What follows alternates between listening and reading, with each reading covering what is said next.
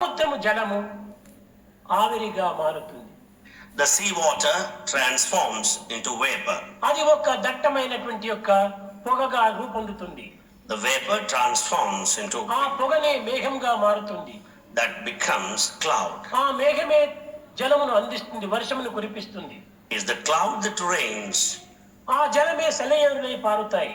The rainwater flows ఆ like a river. సెలయేరులే నదులుగా వచ్చి తిరిగి సముద్రంలో ప్రవేశిస్తాయి.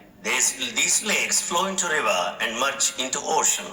అదే విధముగానే ధర్మము నుండి మనము కొంత కర్మను ఆచరిస్తూ రావాలి.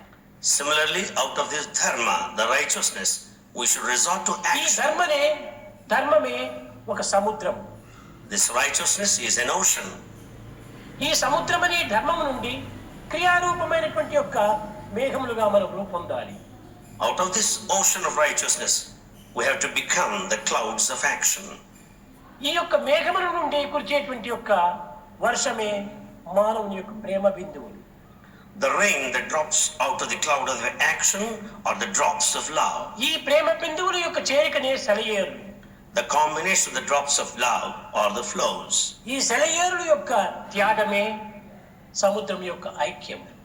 The sacrifice of these rivers is the unity in notice in ఈ ocean. త్యాగము గావించినప్పుడే మన జన్మస్థానమైనటువంటి యొక్క స్వస్థానమును మనం చేరగలుగుతున్నాం.